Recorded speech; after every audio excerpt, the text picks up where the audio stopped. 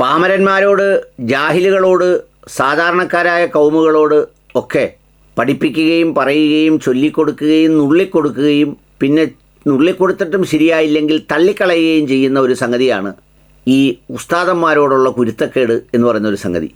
ആ കുരുത്തക്കേട് വന്നുപോയാൽ വല്ലാത്ത കുഴപ്പമാണ് എന്നെല്ലാവരും പറയാറുണ്ട്, ശരിയുമാണ്. പണ്ഡിതന്മാരോട്, മനുഷ്യരോട്, മുതിർന്നവരോടൊന്നും ഒരു കുരുത്തക്കേടും ഉണ്ടാകാതിരിക്കാൻ ശ്രദ്ധിക്കേണ്ടത് വളരെ അത്യാവശ്യമുള്ള കാര്യമാണ്. അങ്ങനെ ശ്രദ്ധിക്കണം. ഒരുപാട് അടിമക്കണ്ണുകൾ അതിൻ്റെ അടിയിൽ വന്ന് നീ സമസ്തയെ അങ്ങനെ പറഞ്ഞില്ലേ, ഇങ്ങനെ പറഞ്ഞില്ലേ, അത് പറഞ്ഞില്ലേ, ഇത് പറഞ്ഞില്ലേ, അവൻ്റെ പാട്ട് കേട്ടോ, സംഗീതം കേട്ടോ എന്നൊക്കെ പറയാറുണ്ട്. സത്യത്തിൽ അങ്ങനെ പറയുന്നത് കേൾക്കുമ്പോഴാണ് വീണ്ടും വീണ്ടും സംഗീതസാന്ദ്രമായി റീലുകൾ ഇടാൻ തോന്നുന്നത്. അത് തുടരും. ഏതായാലും ഈ കുരുത്തക്കേട് സാധാരണക്കാർക്ക് വന്നാൽ മനസ്സിലാവും. പക്ഷേ ഈ കുരുത്തക്കേട് കാണിക്കരുതെന്ന് പറയുന്ന ഉസ്താദിന് തന്നെ കുരുത്തക്കേട് വന്നാൽ എന്തു ചെയ്യും? അങ്ങനെ ഒരു കുരുത്തക്കേട് വന്ന് എത്രയോ നാളുകൾ കൊണ്ട് ഇതിനകത്ത് കിടന്ന് പൂന്ത് വിളയാടുന്ന ഒരാളാണ് ഉമർ മുക്കം ഫൈസി.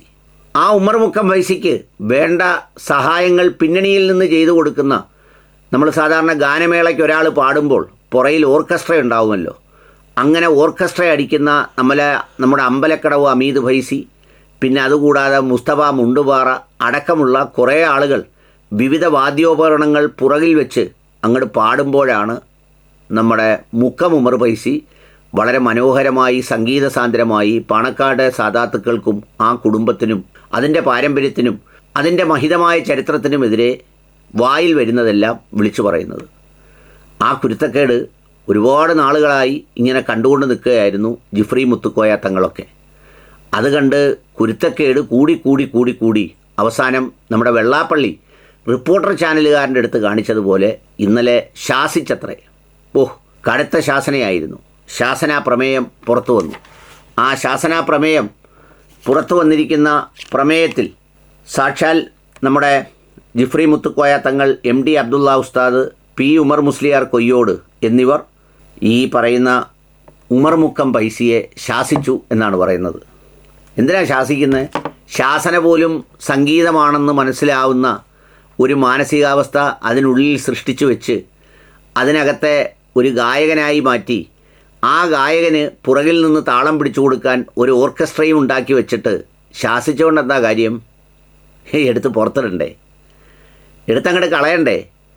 പിന്നെ ഉസ്താദന്മാരോട് ഒരു കുരുത്തക്കേടും കാണിക്കരുത് എന്ന് പറഞ്ഞ ആളാണ് അമ്പലക്കടവ് അമീദ് ഫൈസിയുടെ നേതൃത്വത്തിൽ ഒപ്പിട്ട് കത്തയച്ചിരിക്കുന്നത്. പണ്ട് കമലാപതി ത്രിപാഠി എന്ന് പറയുന്ന കോൺഗ്രസ്സിലൊരു നേതാവ് ഉണ്ടായിരുന്നു. കമലാപതി ത്രിപാഠി എന്ന് പറയുന്ന ഒരു കോൺഗ്രസ് നേതാവ് സ്ഥിരം കത്തെഴുതുമായിരുന്നു. ഇപ്പം ബഹാവുദ്ദീൻ നദവി ഉസ്താദ് എന്ന് പറയുന്നത് അമ്പലക്കടവിൻ്റെ ഉസ്താദാണെന്നാണ് പറയുന്നത്. അദ്ദേഹത്തിനെതിരെ നടപടിയെടുക്കാൻ ആവശ്യപ്പെട്ടുകൊണ്ട് നീണ്ട കത്ത് കൊടുത്തിരിക്കുകയാണ്. സത്യം പറഞ്ഞാൽ ഈ പറഞ്ഞതുപോലെ ചില സംഗതികൾ അതിൻ്റെ ഇനം തിരിച്ചും അതിൻ്റെ സ്വഭാവം മനസ്സിലാക്കിയും അങ്ങ് പുറത്തെടുത്തിടണം എന്നുള്ളതിനപ്പുറത്ത് എന്ത് ചെയ്തിട്ടെന്താ കാര്യം? ഏതായാലും ശാസിക്കേണ്ടി വന്ന ഗത്യന്തരമില്ലാത്തൊരവസ്ഥയിലേക്ക് ശ്രീ മുക്കം എത്തി എന്നുള്ളതാണ് അതിൻ്റെ ഒരു പ്രധാനപ്പെട്ട കാര്യം. ആരാണ്ട് പറയുന്നത് കേട്ടു, സ്ഥലപ്പേര് ചീത്തയാവാതിരിക്കാനും ഡിഗ്രി ചീത്തയാവാതിരിക്കാനും ഏതൊക്കെയോ ചാനലുകളിൽ ഉമറിനെ ശാസിച്ചു എന്ന് പറയുന്നത്രേ. അതിനോട് എനിക്ക് യോജിപ്പില്ല. കാരണം ഉമറും ചരിത്രത്തിൽ അടയാളപ്പെടുത്തപ്പെട്ട മനോഹരമായ ഒരു പേരാണ്. അതുകൊണ്ട് ഈ ഹൽവ കിണ്ടുന്നത് പോലെ ഈ ഇട്ട് കിണ്ടി മറിച്ച് ഈ പാണക്കാട് സാദുക്കലി ശിഹാബ് തങ്ങളെ കിണ്ടി അങ്ങ് റെഡിയാക്കി മിടുക്കനാകാം എന്ന് കരുതുന്ന, അതിന് വളം വെച്ച് കൊടുക്കുന്ന, അതിന് ഊർജം നൽകുന്ന, അതിന് തീപിടിപ്പിച്ച് കൊടുക്കുന്ന ആളുകളെ കൂടി ഉൾപ്പെടെ അങ്ങോട്ട് മാറ്റി നിർത്തുക എന്ന് പറയുന്നൊരു സംഗതിയുണ്ട്. നമ്മുടെ ഈ ക്യാൻസറസ് ചികിത്സയ്ക്ക് ഏറ്റവും ഫലപ്രദമായ ഒരു ചികിത്സാ രീതി ഒന്നെങ്കിൽ അത് കരിച്ചു കളയുകയോ അല്ലെങ്കിൽ അവിടെ ഛേദിച്ചു മാറ്റുകയോ ചെയ്യുക എന്നുള്ളതാണ്. അതുകൊണ്ട് ഈ ശാസന കൊണ്ടൊന്നും ഒതുങ്ങില്ല പുള്ളി.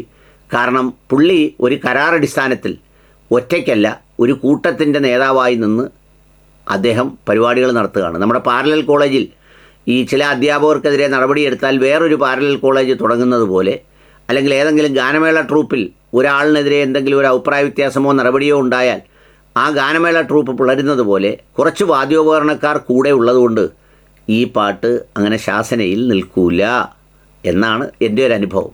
ഏതായാലും കാത്തിരുന്ന് കാണാം എന്താണ് സംഭവിക്കുക എന്നറിയാൻ.